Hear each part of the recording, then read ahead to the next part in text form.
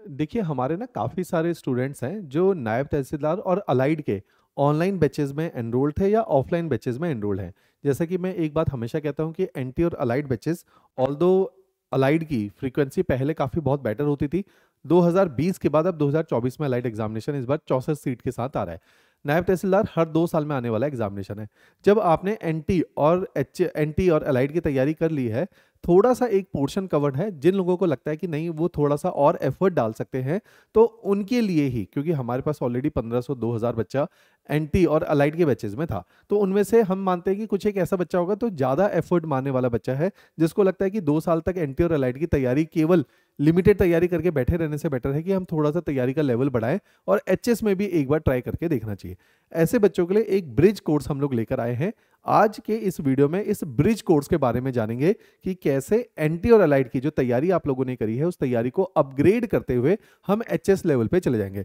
तो हम realistically syllabus को कंपेयर कर लेंगे कि एनटी अलाइड का सिलेबस क्या है, एचएस का सिलेबस क्या है, और इन दोनों सिलेबस के बीच का जो डेफिसिट है, जो गैप है, उसको इस ब्रिज कोर्स के थ्रू हम लोग कवर करेंगे। देखिए सबसे पहले हमने एचएस के सिलेबस को, प्री और मेंस दोनों को अच्छे से देखना है। उससे हमने देखना है कि ये जो प्रीलिम्स और मेंस का सिलेबस है, इसी में से क्या कमियां हैं जो एंटी और अलाइड में आप लोगों ने हमारे साथ पढ़ा है, उसमें क्या गैप रह गया है जो फिल करने की अब जरूरत है। तो इनके दो सिलेबस को कंपैरेटिव व्यू ड्रॉ कर लेते हैं। इसी कंपैरेटिव व्यू में सबसे पहले एचएस के सिलेबस को देखते हैं। एचएस के सिलेबस में कुछ सब्जेक्ट है जो प्रीलिम्स एंड मेंस दोनों में कॉमन है। सब्जेक्ट कौन से हैं? बड़े सब्जेक्ट में देखिए हिस्ट्री एक कंपोनेंट है। हिस्ट्री में ancient, medieval, culture and modern, ये सारे कंपोनेंट हम लोग एंटी अलाइड में भी आप लोगों को पढ़ाया हुआ है, एचएस के अंदर भी यही पढ़ाते हैं। दूसरा ज्योग्राफी, ये आपको कराया है, साथ में डीएम एंटी और अलाइड एचएस दोनों में कॉमन है। तो ये वाला जो एरियाज हैं जो यहां पे मैं लिख रहा हूं, ये एचपीएएस एंटी एंड अलाइड के कॉमन है। तो ये एचपीएस प्रीलिम्स के लिए भी ये टॉपिक कॉमन है और मेंस के लिए भी कॉमन है। Same goes for anti allied, pre and mains दोनों में ये सब्जेक्ट कॉमन है। आपने पढ़े हैं, आपको ज्ञात है इस चीज का। साथ ही इंडियन इकोनॉमी दोनों के अंदर हम लोगों ने पढ़ा हुआ है। ऐसे ही देखिए इंडियन पॉलिटी, ऐसे ही जनरल साइंस, ऐसे ही एनवायरनमेंट, ये एंटी अलाइड और एचएस दोनों में हम लोगों ने आपको पढ़ाया हुआ है ये वाले टॉपिक। तो ये एचएस के प्रीलिम्स में भी यही आते हैं, एंटी अलाइड के प्रीलिम्स में भी आते हैं, एंटी अलाइड के मेंस में भी ये सब्जेक्ट पूछे जाते हैं, एचएस के मेंस के बहुत बड़े पोर्शन में ये सब्जेक्ट पूछे जाते हैं। अब कुछ ऐसे सब्जेक्ट हैं जो केवल एचएस के मेंस में पूछे जाते हैं, एंटी अलाइड में नहीं पूछे जाते। अभी एचएस के प्रीलिम्स के अंदर आप देखिए एक टॉपिक होता है सी सेट। तो सी सेट तो एंटी अलाइड में नहीं पढ़ा जाता, ये तो प्योरली एचएस की डोमेन का टॉपिक है। तो सी सेट एक गैप रह जाता है। इसके अलावा जो गैप रह जाते हैं एंटी अलाइड के अंदर, वो देखिए कौन कौन से गैप्स है जो हमें फिल करने की जरूरत है। जीएस 1 से शुरू करते हैं। जीएस 1 के अंदर एक टॉपिक है वर्ल्ड हिस्ट्री, जो एचएस के मेंस में तो आता है लेकिन एंटी अलाइड के बैचेस में नहीं पढ़ा जाता। ऐसे ही एक टॉपिक है इंडियन सोसाइटी, ऐसे ही एक टॉपिक है ethics and Gandhian thought, ethics and Gandhian thought, ये भी एक टॉपिक है। ऐसे ही जीएस 2, अब इंडियन सोसाइटी के साथ जीएस 2 के अंदर एक टॉपिक होता है सोशल जस्टिस, ये भी एंटी अलाइड में नहीं पढ़ा जाता। ऐसे ही एक टॉपिक है, आप देखेंगे इंटरनेशनल रिलेशन, जो कि बहुत बड़ा एरिया है। इंटरनेशनल रिलेशन ये अकेला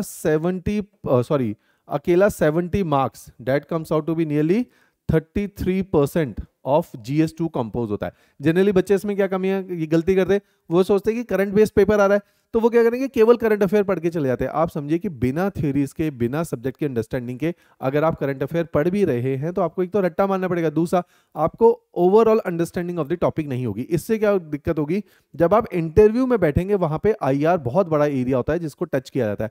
तो अब आईआर की आपकी नींव खोखली दिखेगी, वहां आपसे करंट अफेयर थोड़ी पूछा जाएगा, वहां पे तो पूरी चीजें पूछी जाएंगी, किसी भी कंट्री के रिलेशंस पूछे जाएंगे इंडिया के साथ, या वहां पे बाहर कोई बदलाव हो रहे उसका इंडिया के ऊपर क्या रिपरकशन आएगा।